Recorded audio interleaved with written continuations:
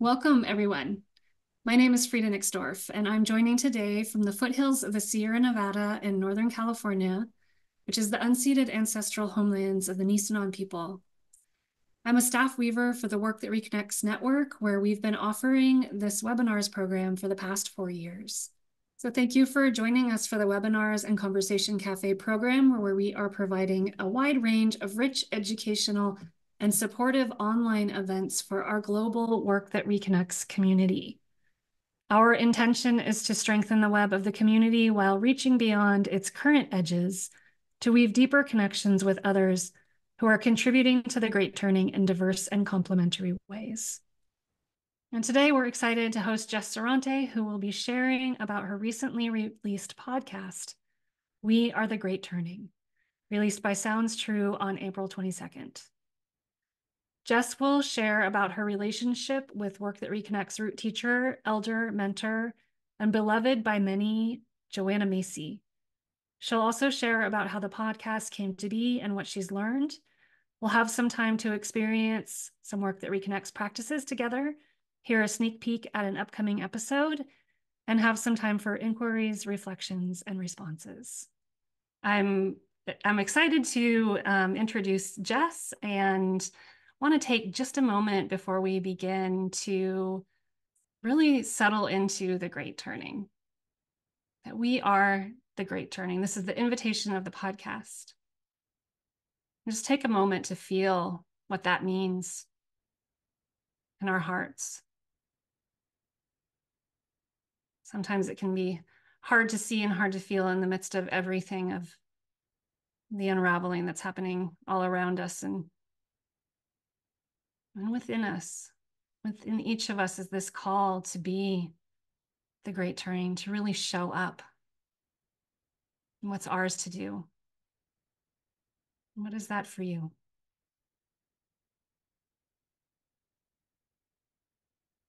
So wherever you are, just taking a moment to feel your body in space, in the room, just noticing the light and the temperature.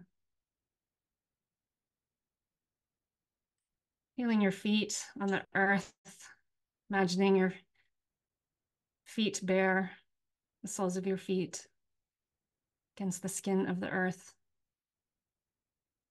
Gaia below, holding and supporting each of us. So can we spotlight Jess? Bring her in here. So Jess Serrante is a coach, a facilitator, and trainer. And Jess has been supporting activists in the climate movement since 2007. She has served on staff at organizations like Greenpeace and Rainforest Action Network and worked with groups like Sunrise Movement and Extinction Rebellion. And Jess's first encounter with Joanna's work a decade ago changed her life. It transformed her burnout and led to a deep and abiding friendship. Jess Serrante is 35 and currently lives in Oakland, California. Welcome, Jess. Thank you. And yeah, thanks everyone. It's so it's so sweet. We haven't had an in-person launch or celebration event, so this very much feels like the first event where I get to be with a group like this celebrating this project. So I'm really grateful to you all for being here. Yeah, Frida, I feel like you said basically everything that I would want to say about who I am. Like you said, I met Joanna when I guess it was 2014 while I was an organizer, and it transformed my life in such a big way. And so since then, I've been coaching and weaving the coaching work that I do with climate justice leaders with the work that reconnects. And it's that path of work that led me into this moment where Joanna and I decided to embark 2 years ago into making We Are the Great Turning. Yeah, I'd love to hear a bit about, maybe we can offer an overview of the podcast, how the podcast sort of came to be. I imagine that many people here have maybe listened to the first episode, or at least the trailer. 3 episodes have been released now. The third one just came out this week. And yeah, maybe you could just give us a little bit of an overview of the shape of it and Great. Yeah. Yeah. So, We Are the Great Turning is a 10-part series that where I bring you to Joanna's table with me. For 10 years, Joanna and I have been building a friendship. Like we said, I met her when I was a young activist early in burnout, and she really took an interest in, at that point she was already in her mid 80s and wasn't as plugged into movement space as I think she was earlier in her life, and was really interested in what's it like out there, what's happening in the organizations, what's happening in the direct action world that I was a part of.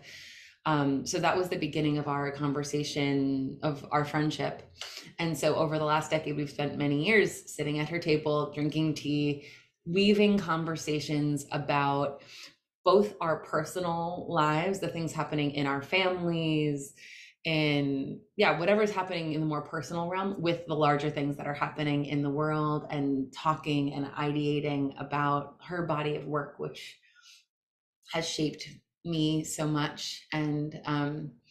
So what we wanted to do with this podcast was to bring people in to join us at the table. I had said for so many years to my friends after my phone calls or visits with Joanna, I just wish you could have been there. I wish you could have heard it. She said all these brilliant things. She really helped me understand things in a new way. And that mentorship obviously just meant the world to me. So they're kitchen table conversations. They're intimate, they're vulnerable, and it's a lot of podcasts are sort of interview style. This is what I would sometimes say to people like NPR style. Like I am your narrator and I bring you into the room and sort of weave larger context around the conversations that you hear Joanna and I having. And the series follows the spiral. And so it begins with an introduction to the work that reconnects. Second episode is the three stories of our time. And then we start traveling the spiral: gratitude, honoring our pain, deep time. There's an episode on Eros and Thanatos, and then 2 episodes on action and going forth in the world. Yeah, and I'll say I'm really proud of it, and Joanna's really proud of it. And yeah. And you asked also, Frida, about like how this came into being. 2 years ago, actually 2 years ago, I met Frida because I was in a moment in my life where I was really searching for I knew that I was letting go of a lot of what my coaching business was. I was living in New York City. I was in a relationship that was ending, and I was in this big moment of full transition. And I stepped out of my whole life and was just sort of packed my stuff up and was wandering. And it was during that time that I was working with Frida in this deep, deep prayer for deeper purpose, to know what my contribution to the great turning was. Something I knew, that there was something that was bigger and truer for me than what I was doing. And it was through my work with Frida that led me, who was coaching me during that time, that led me on this trip to Costa Rica, where I was having these wild experiences of surfing and having these big insights, and talking to Joanna every day, who was fascinated by what I was learning about myself through the great metaphor of surfing. If there's any surfers in the room, you know what I'm talking about. Um, and that led us into this project. Um, so once she said yes, I moved to the Bay Area to be with her, and have been here for the last 2 years, and we recorded 30 hours of conversations. Yeah, and I'll stop there. Jess, I just want to take a moment because I hearing so much. um the podcast just returns to the three stories of our time, right? Yeah. Business as usual, the great unraveling, and the great turning. And I hear that in your own story, like so much of your life. It's not that it became sort of rote, but there was much that you were not opening yourself into, because of burnout, because of the way that you were, not able to fully meet the moment. And there's this experience of you just stepping into that and allowing that to fall away. And sounds like it was the experience of some unraveling as well in the midst of that. Yeah, I mean, I would say that a lot of, and I don't say this to imply that I think I'm out of the woods. You know, I was talking to some friends about purpose this week, and we're saying that like, um, and I'm sure many of you, especially the elders in this space, could speak to this much more poignantly than I can, but that the search for meaning seems to be, and purpose seems to be one that I feel like I caught a purpose wave with this project. And now that I'm releasing it, I'm scared again. And I'm like, now what do I do? The world needs so much. How do I know what's mine to give? But I feel like a lot of, especially my earlier years in my work, was a lot of sort of um, following scripts for what I thought contribution was supposed to look like when I stepped out of my life as a campaigner and organizer. I didn't like, I mean, and Joanna, in teaching me the three aspects of the Great Turning, helped me to see this in a new way. But like, I didn't even know that there was another way that I could contribute to what was breaking my heart about the world beyond the the kind of activism that I was doing. It was like so narrow. My view was so narrow. And so I feel like I've been in this constant process of sort of shedding those expectations of what it's supposed to look like from like traditional organizing models that I got early in my late teens, and listening to my own gifts and where life is steering me. And with this project in particular, it's felt clearer to me, or it's been clearer than any other moment in my life, that like life has steered me into a specific place of a certain contribution. And Joanna and I have said through this whole process, whenever I would get freaked out about what we were doing, because when we stepped into this, I had no experience podcasting. I had almost no experience fundraising. I like had to learn everything. And she would just say, don't worry, Jess, Gaia wants this more than we do. Like the pieces are going to fall in place. And they did for 2 years, which still blows my mind. Yeah. Yeah, it wasn't that we had any idea what we were doing when we started. That's that faith, right? That trust that Gaia is moving through us. And even if we have no idea how or why, and we don't have the ability to rationalize it, there's not even a call for that. It's just the wave moving through us or carrying us. Yeah. Yeah. Never experienced that more acutely than in this. Yeah, Jess has a couple of segments of episode 9 that we are gonna share with you today. So you want to cue those up, Jess? They're ready. Yeah, maybe you could just sort of intro what it's about. Yeah. So this is a piece of episode 9, which obviously is at the end of the series. This episode is called "Live the Questions Now," which many of you may recognize as a reference to Rainier Maria Rilke's Letters to a Young Poet, which Joanna and her co-translator Anita translated among much other of his poetry.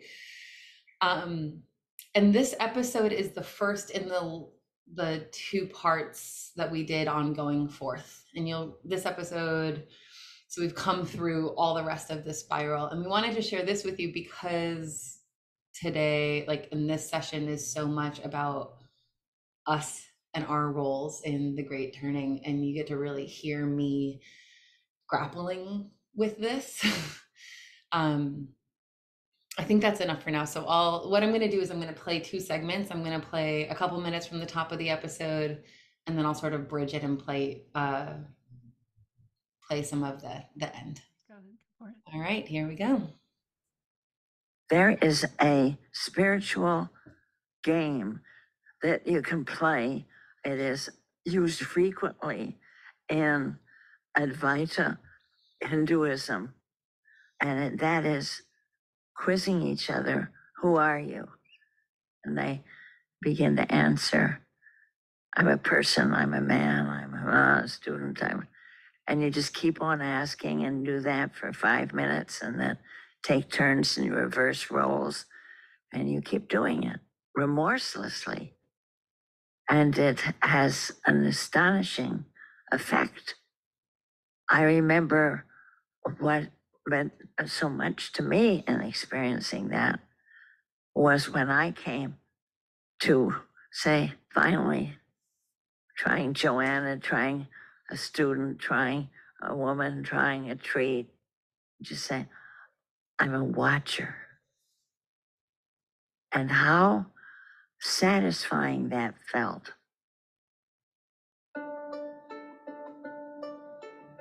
Welcome back to We Are the Great Turning, a podcast with me, Jess Serrante, and a great watcher who also goes by the name Joanna Macy. This is episode 9 of our 10-part series, and in this episode, we move on to the final stage of the spiral of the work that reconnects, going forth. Going forth is about action. As we travel the spiral from gratitude to honoring our pain to seeing with new eyes, we filled ourselves with inner resources like love, courage, wisdom, joy, and connection. And now, as we go forth, our task is to use those resources in service to our world, to go forth and build the great turning. In episode 3, we talked about how the great turning is a paradigm shift, a global movement that's building a more just and life-sustaining society. We want life to go on. We want to give ourselves to life going on. But how exactly do we do this? For the longest time, I felt frustrated when I got to the going forth part of the spiral. I wanted someone to tell me, Jess, what I should do. And I wanted a clear map out of this mess for the whole world. The modern Western ideal of leadership often demands that our leaders impose certainty onto the inevitable chaos of our world. We ask them to know the unknowable and confidently guarantee solutions to our problems, to spare the rest of us from the pain of uncertainty. Something that I love about Joanna as a leader is that she doesn't do this. She doesn't try to protect us or herself from not knowing. Our world, the world as we know it, sounds like it might die on us. Okay? How are we supposed to? We've never lost a planet. We don't have any experience in the source of life drying up. There's no preparation for this. We don't even know how to imagine it. We're trying to pin down and have answers for something that is, by its nature, it is of spontaneity and cannot be ordered. Joanna doesn't offer a one-size-fits-all formula for how we build the great turning. But that doesn't stop me from asking her. My desire for answers can be so strong at times that it's become a joke between the two of us.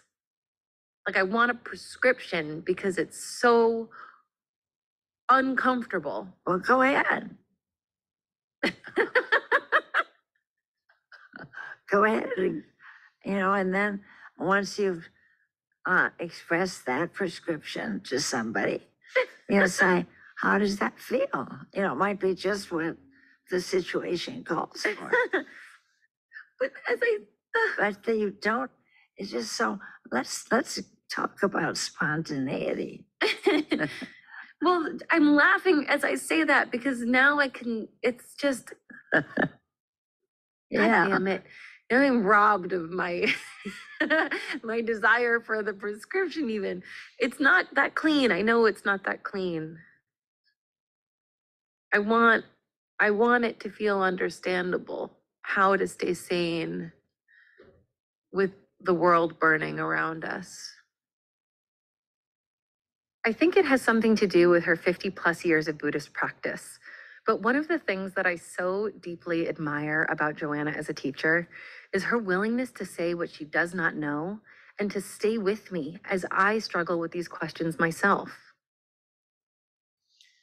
Okay, so I'm going to pause there, and we're going to jump ahead to the second part of the conversation that you just heard. but we're skipping over a bit of a conversation just to give you context of where I tell Joanna the story of a direct action that I did in New York years ago, and we have a conversation about fighting and enemy making, and the way that has been that has been a part of my understanding and training of what resistance and activism looks like for so long. And she understandably totally schools me. So we talk about that, and then we talk about the three aspects of the Great Turning, of blocking harm, building the kind of world we want to live in, and being the shifting consciousness that we need.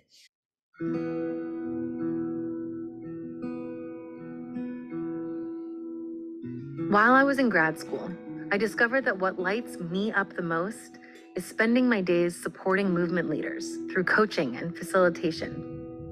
I help these leaders to believe in themselves, to lead with integrity, to sustain themselves in their work and chase their dreams for a better world. I see it as both building and being work. So when I lay down my need for a prescription, I can see that how I contribute to the Great Turning has been constantly evolving. And I expect that it will continue to do so over the rest of my life. As I was making this episode, I listened back many, many times to the conversation where I begged Joanna to give me the prescription for how we build the Great Turning. And I realized that in that conversation, I was so desperate for Joanna to tell me the answer that I was discounting my own answers. Even as I begged her to spell it out for me, I told Joanna what I think I need to do. I want to sit down for once and be like, Joanna, tell me the answer. And for you to be like, here it is, Jess. Here. You need to play. You need to feel your grief. You need to act and remember how much you love the earth. And that's how we're going to make it through. This is so funny to me in retrospect.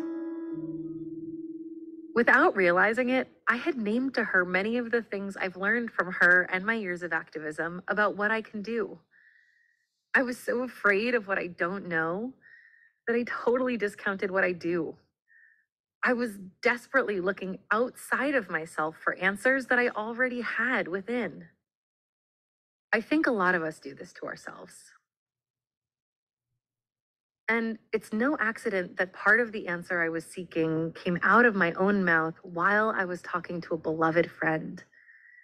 We often find the best versions of ourselves in the presence of people who love us.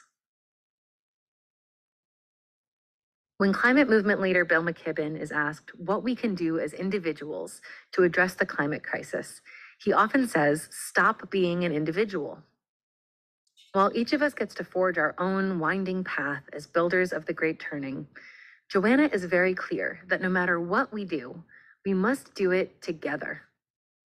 Is there any substitute for gathering people together, generating the solidarity to trust each other and the appetite to do something together, and a sense of being a team and the fun and satisfaction that are unleashed when you undertake doing something together for something that matters? It's the best thing. There's nothing better than that. Then all kinds of things occur. This is the closest to a prescription I've ever gotten from Joanna. Gather together, build joyful, loving relationships of solidarity, and trust the creative possibilities that emerge from those relationships. As long as we lead with community, courage, and creativity, the sky's the limit. Building a Great Turning means expanding our sense of self, looking out beyond ourselves, and remembering that the climate crisis is inherently a justice problem. It threatens every aspect of life, from job security to democracy to food and water security, and the survival of all of our non-human kin. the bees, trees, oceans, and so much more. And this means that every single place where we come together, from places of worship to businesses of all kinds, to schools and our neighborhood streets, can be places where we can work together to build microcosms of the Great Turning.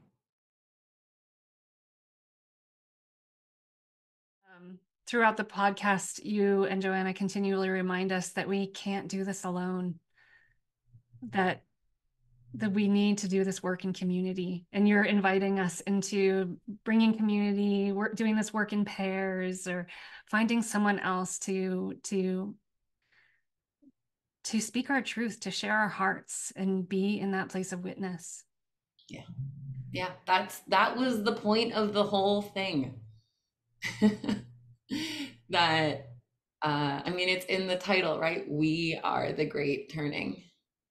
Yeah. And to invite people to consider the Great Turning, that it is happening and that we are a part of it. And I'll just share one quick story that really delighted me this week before we move on, which is that I took Joanna out for lunch this week, and we were in this cafe and we were celebrating the podcast, and I was giving her updates about it. And we were surrounded by who I presume were UC Berkeley students in this cafe. And I was like, Joanna doesn't listen to podcasts, doesn't like, it has been tuning in through her computer. Anyway, so I like took out my phone and got to say to her, like, this is the reason why we did this way, is that every single one of those students, all of them, if they wanted to in this moment, could pull this little device out of their pocket and plug in and listen to these conversations. And her face just like lit up, right? And like that, it's why we did it that way, this way, right? So that it would be so accessible, and because yeah, because of that message, right? That this is happening and it is all of us. And all we need do is see that that is true and act from it. Yeah. Yeah. So the invitation is to connect with each other here in this community. And we wanted to invite you into some open sentence space. So we've set up breakout rooms, and you're going to be invited into a breakout room of 3. So we really encourage you to participate, to answer the call of the Great Turning and show up with these people, whoever they may be, wherever you are. Yeah. So we'll be opening those breakout rooms soon, but the invitation here is to to step into the Great Turning, to take a moment here with each other when you arrive to land. We're going to offer 3 open sentences, or sentence starters, or seeds to sentences. And you'll move in rounds, starting with the first sentence. The first person will spend 2 minutes responding to that sentence starter, and then move on to the second person, and then the third person, and then move on to the second question, and then the first, second, third person goes. And the invitation here is spontaneity, right? As Joanna and Jess are sharing as well, to just open our hearts and move into it without planning ahead, to trust that what comes is what needs to be shared and what needs to be witnessed in this moment with these people. So with the open sentence, you just start speaking the sentence and speak it until the time is up, and you'll receive broadcasts of when it's time to switch to the next person. If you feel stuck at any point, you can return to the sentence starter and just speak it and see if anything else emerges. And if no words come, just be in silence and be witnessed in silence, and know that that is also powerful. Sometimes we don't need words, just presence. So that is the invitation. And then as far as serving as a witness, when someone is speaking, the invitation is to simply witness without responding with words, without speaking, without sharing, just witnessing in silence. And And we'll just continue to move through 3 rounds in this way. All right, so we're going to go ahead and open breakout rooms, and we'll see you all back here shortly.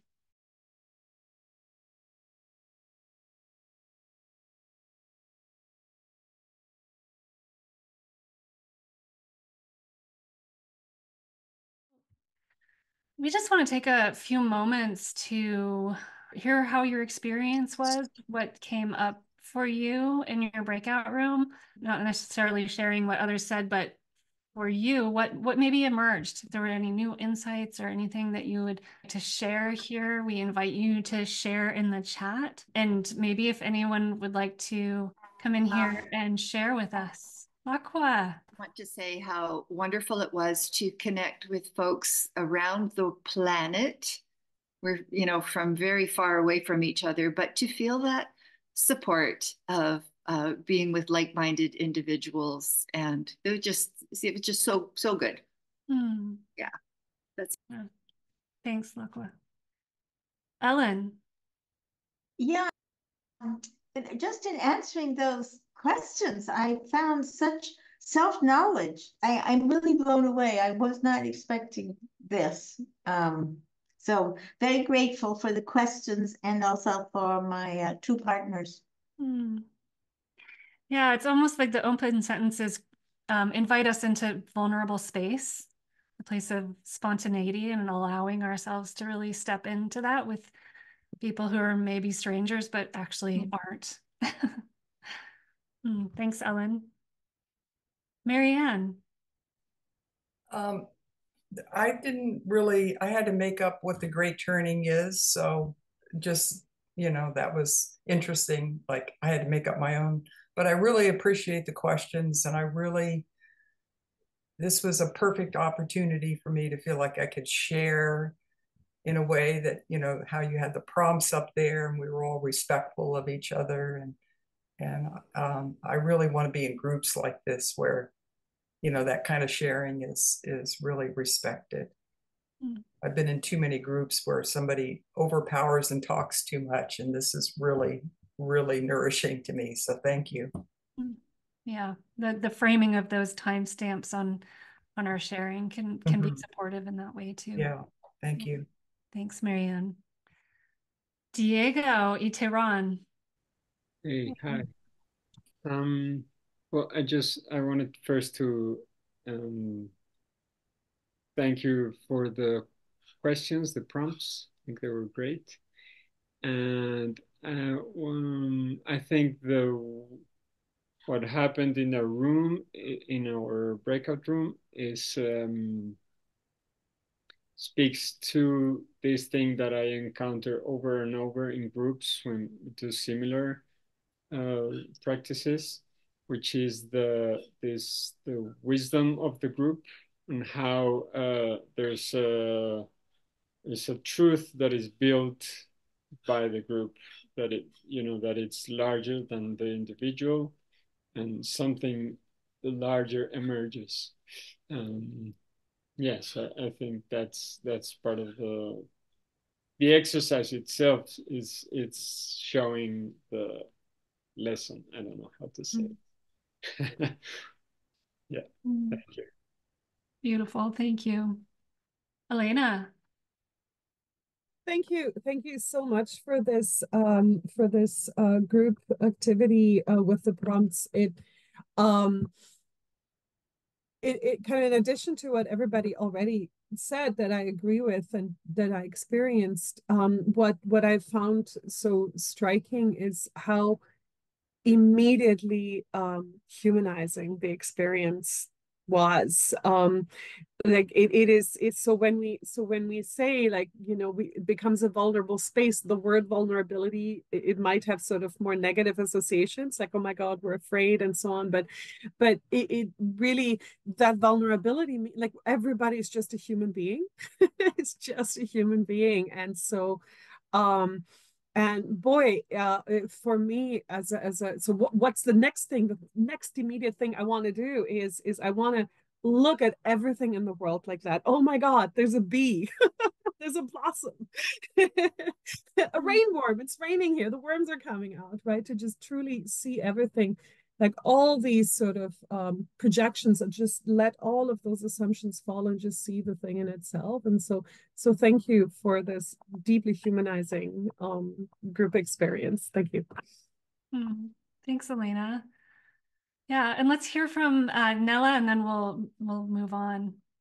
Thank you. It's Neela, but Nella. yeah, it was funny because I nearly went out and I thought, oh no, breakout rooms. I don't know if if I want to do this, and I nearly left. And I said, no, this is what it's about. You don't. And I looked at the numbers going down and said, no, don't go. It's good. It will be fine. So it was just the two of us, and it was, well, I want to say surprisingly easy, which you can hear my kind of my doubt. It was good. It was nice to connect. It was really easy, and we looked at the questions as well, but it was really easily flowing. And how nice it is to, yeah, being given that opportunity. And I spent a lot of time on Zoom calls as well, and it happens rarely that it's kind of in an open space like this, or it feels like it's yeah. Everything's possible. I'm waffling now. Thank you. Oh, thanks. Well, I'm grateful to you for staying on and showing up and for the work. Thank you. So, Jess, yeah, I wonder maybe if we want to soon invite participants into some inquiry process too. But, one of the things that really, really touches me about the podcast, Jess, is this raw vulnerability, for your raw vulnerability and sort of sharing your lessons, like in the moment, like these emergent pieces that are so tender and just so beautiful. And I'm continually feeling like I'm Jess, like putting myself where you are, like those moments of like, wow. And she's just sharing that with what, 20,000 people so far. 20,000 people have, 20,000 people have listened so far. Probably many, many more than that eventually. And the courage of that, like the courage of saying yes to that breakout room, right? And showing up with strangers. So I really I would love to hear you speak about that willingness to be there. Well, I'm really delighted that you just said that you felt like you were me, because that was one of the goals that we had at the beginning of this, that like I would share myself so fully that I could become an avatar of sorts for all the listeners to imagine themselves in my shoes, and it really did, like you say, require me to not just speak from the things that feel clean and polished and like professional, right? But the places that feel messy and incomplete, or sometimes even shameful, like all the like harder parts of what it is to live in this time, to be so passionate, to want to offer everything that I can. And not surprisingly too, like those were the most compelling. We recorded 30 hours of conversations in order to make what wound up being about 6 hours, 5 maybe, for like the central 10 episodes, not counting the bonuses. And so the parts that shine the most, the parts that you get to hear, are the parts where Joanna and one or the other of us was really in live inquiry or feeling. So I think it was mutually incredibly vulnerable for both of us, and Joanna, having turned 95 a couple of days ago, was understandably like, should I do this at the beginning? Not clear, whether she's not doing as much public teaching, so that was a big question for her. And then for me to really let you all see what I don't know and what is in process for me. Yeah, the truth is, at the end of the day with it, is that like it's a huge honor, and it's the only way of doing this that felt good. Every time I wrote a version of this that felt of any episode on any topic that felt like me offering people the professional version of like what I have to teach about hope or honoring our pain, it just fell flat. It didn't have the life in it. So it was those pieces of the conversations that were the ones that we had to offer people. Yeah. That's really what's so inspiring about it. It's just like this continual process of turning in or turning out. It's opening towards like sort of the recognition of like that feeling of wanting to hide, but recognizing that as sort of a business as usual method of engaging in those sticky places in life, and an opening to it, a facing it, a being with it. Yeah. Just like a really tender, gentle way. Thank you. It like means the world to hear that we were successful in that, because also like, yeah, when we came into it, we were saying there's so many conversations out there. There's so much media out there on the climate crisis, but there's something that we want that isn't out there nearly as much yet. And that is this kind of really intimate conversation. And yeah, I think we, we did a decent job at the end of the day. And humbling, the process was humbling too. You know, when we started the process, something that Joanna said to me many times was, you know, Jess, it's going to be really tempting for us and for the people who are supporting this to want to make this the Joanna Macy show, to want to really make this like me in the spotlight. But I want to be really clear that I'm engaging with this with us teaching together side by side, and that I don't just want it to be like my students sitting at my feet, you know, which of course is so Joanna, where she was like, we're teaching together, we're in this exploration of these topics together. And I think it was a long journey for me to like say yes to sometimes getting to teach my teacher, and sometimes being a totally vulnerable, messy student at the feet of my teacher, and getting to be in that dance, which is why our relationship and our friendship has meant so much to both of us over the years, right? Because of the reciprocity of the ways that we have always learned together. Yeah. And you know, I know you said you wanted to talk more about the intergenerationality of it, but I think that this is a little bit on that, like what it meant a lot for both of us to be able to think and learn and explore this together from our different vantage points. I think I came into this understanding a lot less about I don't know, I guess I felt like who am I to think that my teacher has anything to gain from these conversations from me? And I've since learned how wrong that is. Like, that is because of how, you know, there's 60 years between us in experience. And so there's a lot about what it is to be a younger person in the world that I've gotten to like share with her, and that I think is why she leaned into our friendship, why she called on me 10 years ago, you know, and what she gets to give me from her experience and her blessings on me in the work. Yeah. Yeah. Really And me and us, right? Again, like that was another thing that we wanted to be really clear about. And I think it comes through in many places in the conversation where she's speaking into me, but she's speaking into all of us through me, right? She's speaking to those of us who are going to carry this work, who are carriers and builders of the great turning.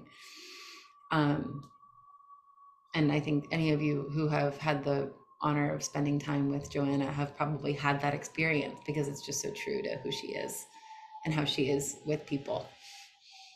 Yeah, I think that's one of the attractions, right? And that's the invitation of the podcast too, is that to be able to picture ourselves sitting there at the kitchen table in those moments of really feeling, of really being present to what's emerging.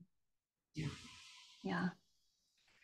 And I know in my heart, just like this feeling of longing for being in relationship with elders,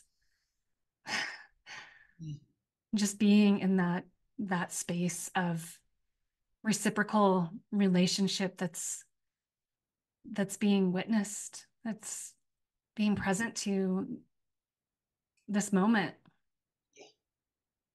Yeah. Yeah. I'll say one of the great gifts, so many, but one of the great gifts in this process for me too has been, I come from a big, loving, loud Italian family from New York, and many of my elders are on the more conservative side of the political spectrum. And what it has meant for me to be in this process with an elder who sees what I see about the world. And I'm not entirely lacking for that. One of those people is in this who has held me, and that is in this room right now. But like, yeah, to receive that kind of eldership of being like together in the grief is something that is not something that I've gotten very much in my life. And she hasn't, as you heard in the segment we played earlier, like not trying to fix it for me, not trying to take it, not trying to tell me what to do because she doesn't know. But like that's the kind of mentorship that I didn't even know I had always longed for. And it's so healing. And I also, it's exciting to be in this room and looking at the like range of ages in this space. And so I guess I say this partially as like an invitation to all of us to lean into how nourishing these kinds of intergenerational conversations can be. And just witnessing, just like being together like you just did in those open sentences, you know, that we don't have to have the answers, we just need to be together. Yeah.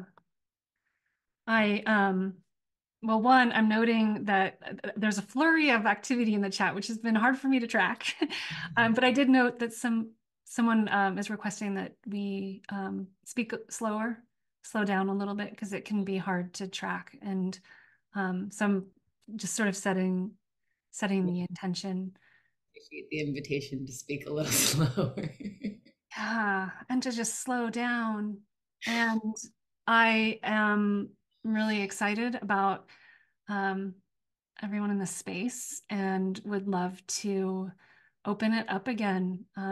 We would love to hear from you if there's anything coming up for you, or if you have questions for Jess. I know there's chatting about creating listening clubs. So if you have questions, I'm really excited. I can't wait to read the chat afterwards. Maybe can I speak to that for a minute? Yeah. So one of the main points of why we made this was because we wanted to model intimate, vulnerable conversations about these topics as a way of inviting other people into having them themselves. And so we made a toolkit. So if you go to wearethegreatturning.com, you can scroll down a little on the page. There's a toolkit that has I linked, basically it's just most of it links over to the Work That Reconnects website, but I've linked resources that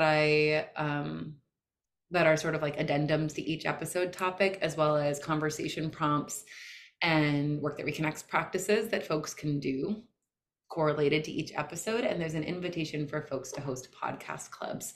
And there's a guide for that in that toolkit as well. And essentially what that would be is just getting together, listening to the episode together or listening before, and having the conversations that you want. We want you to use this as a jumping off point for it, like to create structure and an invitation into the kinds of conversations that you want to be having with the people in your life. So there's a sign up page there too for podcast clubs. So you can register your podcast club and invite other people to join.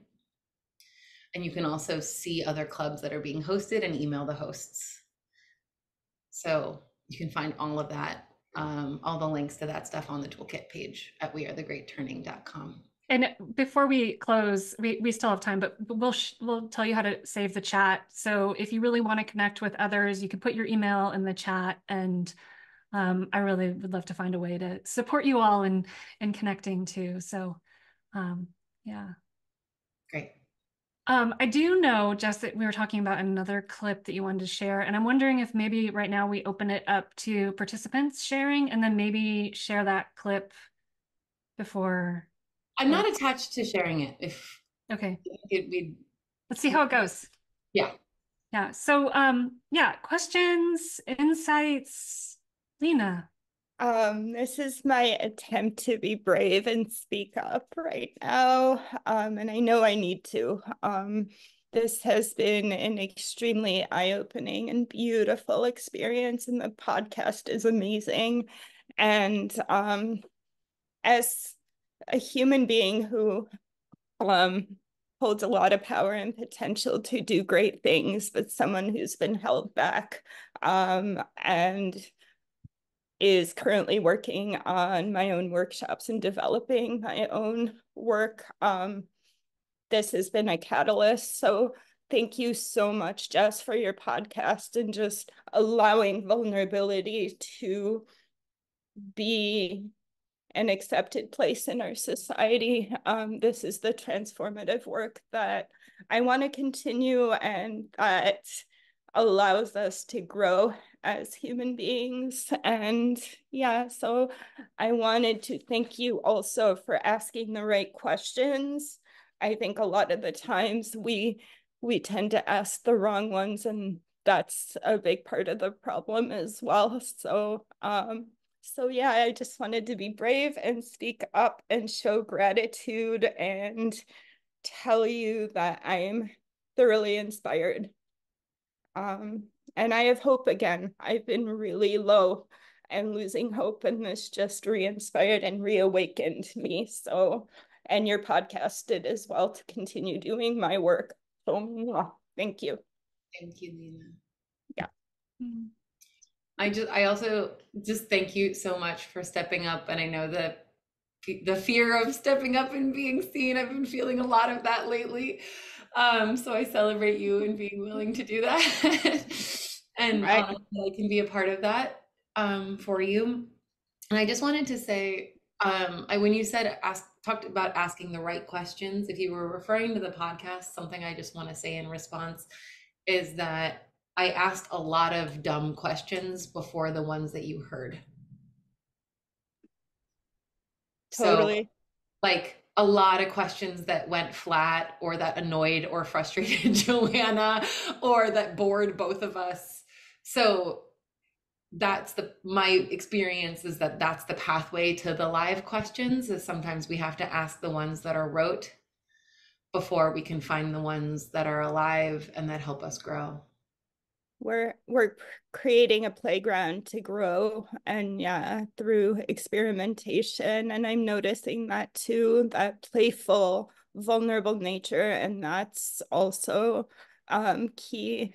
Thank you for that, because yeah, you have to ask a lot of wrong questions, and the mistakes are okay, right? Like the mistakes are okay, and They're we just necessary, not even and they're necessary. They're the only way. Yeah. Thank you Right? so much. I have to constantly remind myself of that too, right? We all do that, the mistakes. We will never be perfect. So thanks for the mini conversation. I'll mute. I would love to connect someday. But yeah, no, I see your journey. I see you, I see Joanna, and I see a better world again. So I see a better world. I do. Thank you. Pamela. Wow, what a sweet mini. I love it. I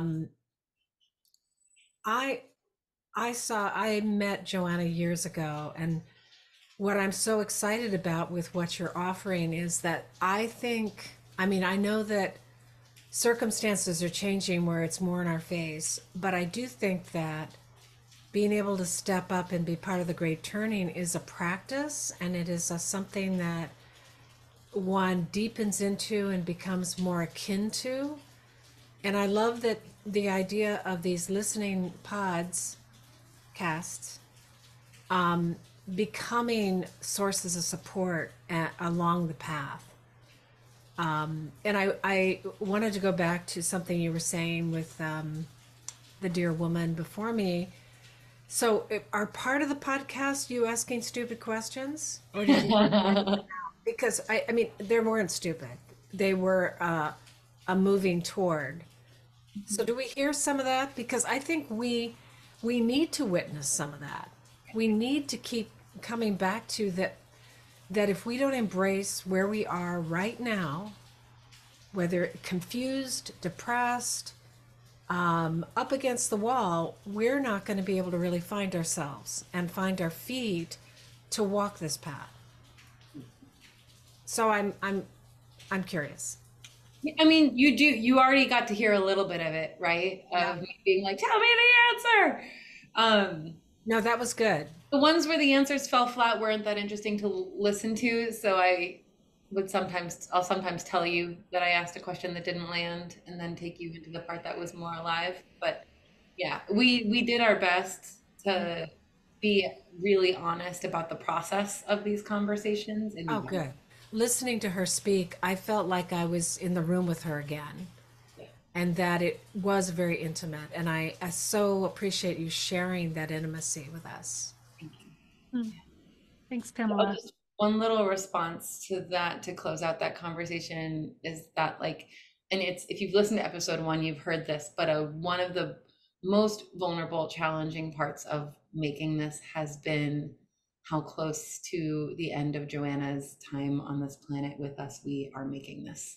It's just, to like, there's a lot of grief for me in that, like, this isn't the moment for Joanna's. It's very clear that this isn't the moment for Joanna to be sitting side by side with me as we promote this. There was definitely a fantasy at the beginning that we'd get to be a part of that together, and we are getting to be in the celebration privately. But that's a grief, and it's a interesting thing to navigate for me in this being so public with something that is really a celebration of her life and her legacy, and engaging it in a way that's appropriate and reverential of the life that she wants to be living at this moment as she just turned 95. Amy. Hi, Amy. Hello. Hey, Jess. Hey, Frida. It's great to see you both. Jess, I would love to hear, since you've been swimming in these nourishing conversations and questions for these past 2 years, and now that you're releasing this podcast into the world, I'm curious, what questions are living with you now?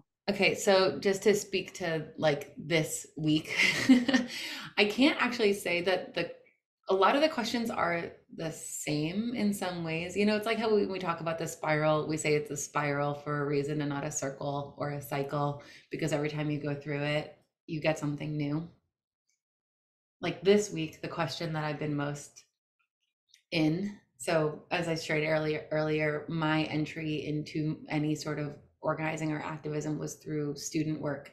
And this week, as I'm watching what's happening on college campuses around the country with the encampments and the demands for a free Palestine, and the police brutality that those students are meeting, and the lack of support from their elders and administration, I've felt this huge wave of outrage and grief, and this, like, passionate desire to try to protect these students and do what I can to support them.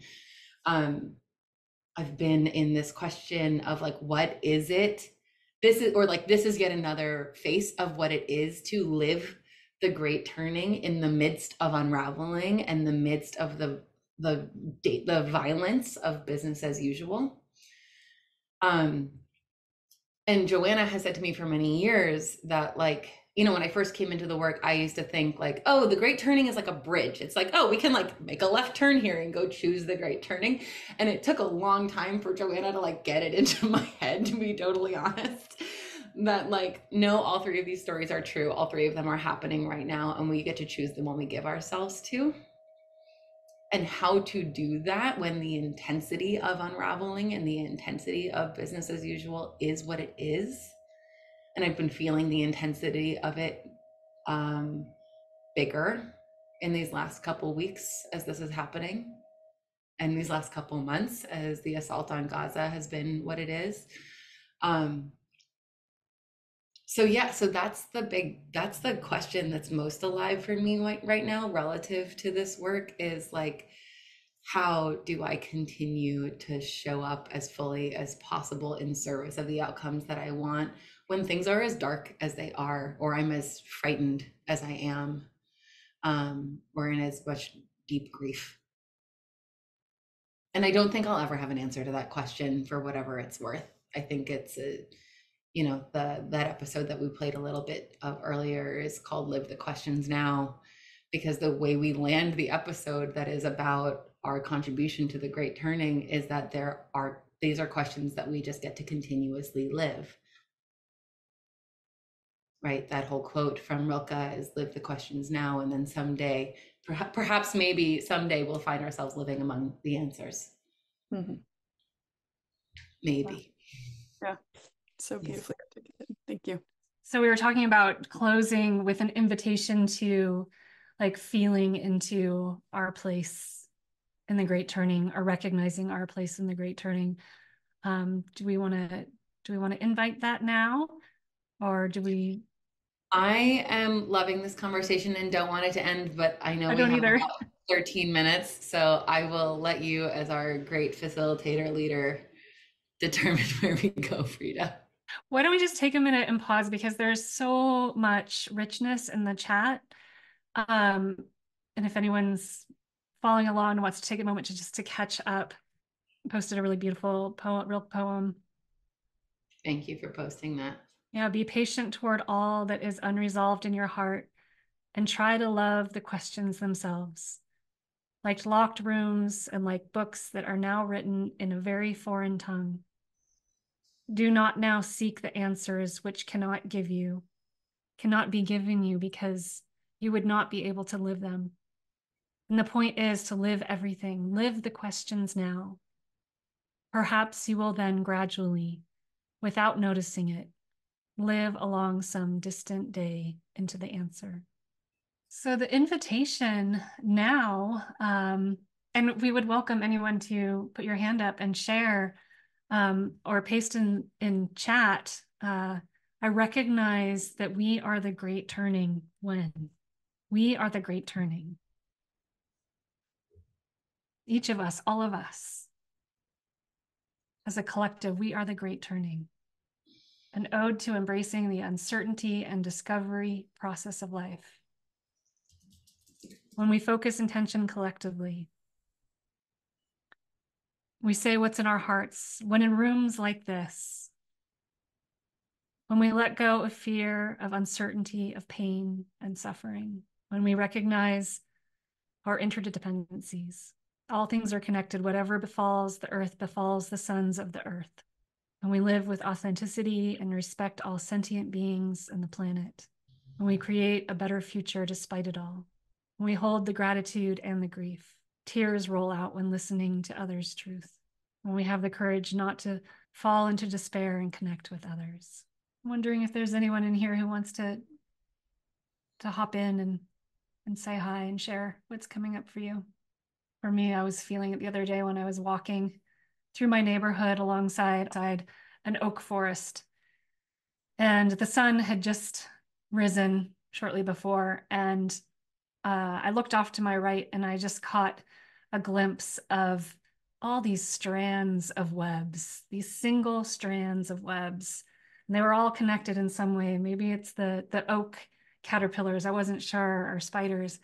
And they were glistening in the light and reflecting fractals of violet and pink and oranges and blues. And it was just the most spectacular moment that felt like a moment of the Great Turning, where I was just going about my business, walking my dogs, and all of a sudden it felt like this world opened up to me.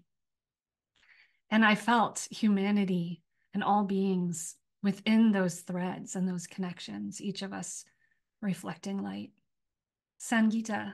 I just, first of all, want to thank you from the bottom of my heart for sharing your heartfelt and passionate message. And Joanna Macy and we saw each other through the webinar that came into our classroom when I did my master's at Royal Roads University.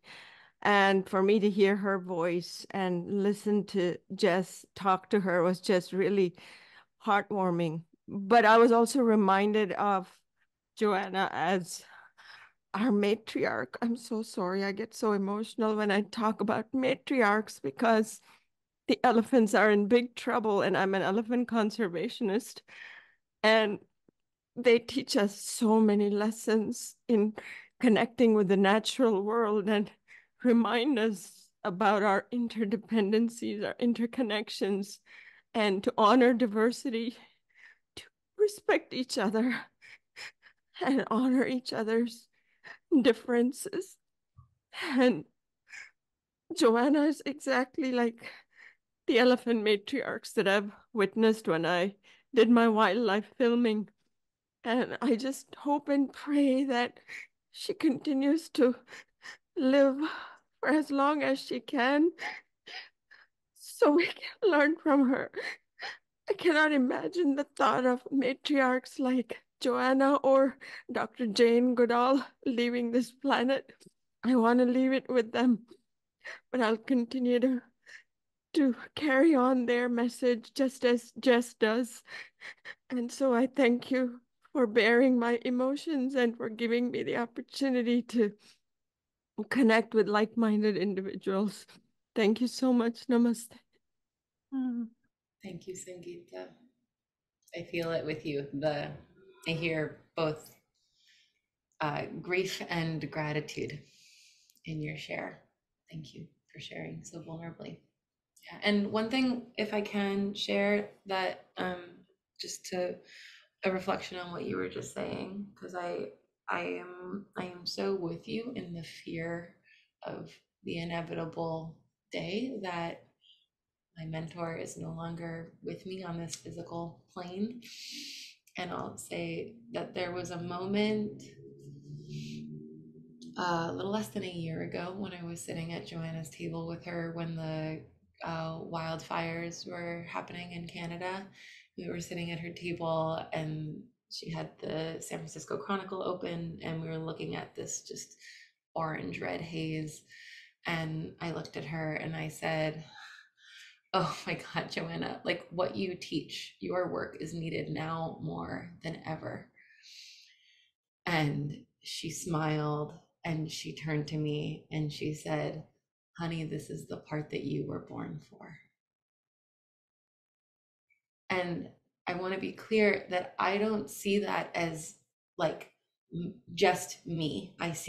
I really understand that to be like, it's your generation's turn. It's like, it's your turn now. It's our turn now, you know? And so they're like, I carry simultaneously the grief of losing my beloved elder and the celebration that she's already lived glorious 95 years.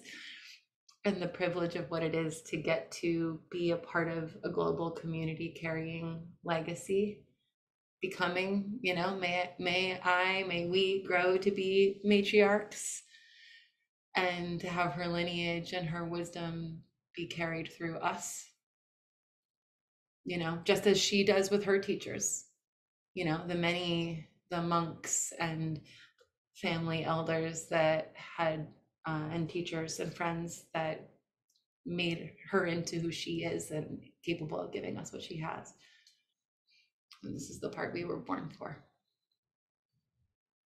And for you, Jess, this gift that you have, that you're offering humanity and carrying that voice to share with us so that we can bring Joanna into our kitchen tables. We can bring her to our kitchen tables, right? Yeah, really feel those stories. Yeah. And we all need those, that mentorship. And she knew very fully when we stepped into this project, if you listen to the first episode, you heard her say it, like, how will my love live in the world after I'm gone? One of the ways is through what we're making, through what we made. But that was why, as complex as it was at times for her to partner with me in making this at the stage of her life, she was so clear that she wanted to say yes to this version. You know, there are many other ways that her voice is preserved in the world, but I see that at the root, really, Joanna is a Dharma teacher, and that the greatest transmission comes through her voice. You know, her books are extraordinary, but her presence and her voice carry so much.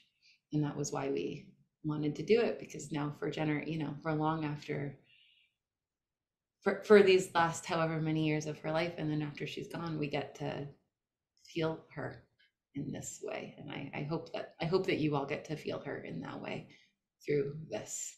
So I would like to take a few moments before we end, and we're going to stop recording soon. And I do want to stay on afterwards to support anyone in accessing the chat and accessing the transcripts. But I'm going to take off spotlights of Jess and myself, and let's just open the space. Put your screen on gallery view, and if your camera's off and you're able to or want to turn it on, that's welcome. If not, that's fine. And just take a moment to just look around at this community. I know that some folks have had to leave. It's really late for a lot of people, but just take a look, scroll through the screens and see who's here, and just take a moment to just land on faces, these beautiful faces, and recognize each of us as the great turning. Do you see it? Look at all these fractals of light of the great turning, gazing back. This is real.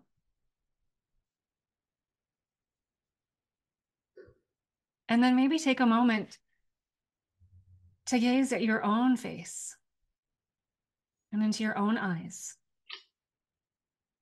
and recognize within yourself the great turning, just as you are, each of us. Any final words, Jess? Just thank you. It's means a lot to celebrate this project with you all, and to get to, I spent the last 2 years mostly sitting behind this computer with my headphones on, listening to conversations that I had in the past, not with people. And so it means the world to now get to come back out and be with the people who are the great turning. Thank you for all that you do. So yeah, beautiful community. We're going to close now. I'm going to turn off the recording in just a moment. If you just want to unmute and bid farewell, if you want to stay on, please do. Thank you, everyone. Thank you. Thank you, everyone. Thank you, everyone. Thank you so much. Thanks, everyone. Thank you. Thank you. Thank you so much for joining us today. To learn more about the Work That Reconnects Network's webinars and Conversation Cafe program, please visit our website at workthatreconnects.org. We welcome you to become a community member of the Work That Reconnects. Visit us at workthatreconnects.org. Become a member for more information.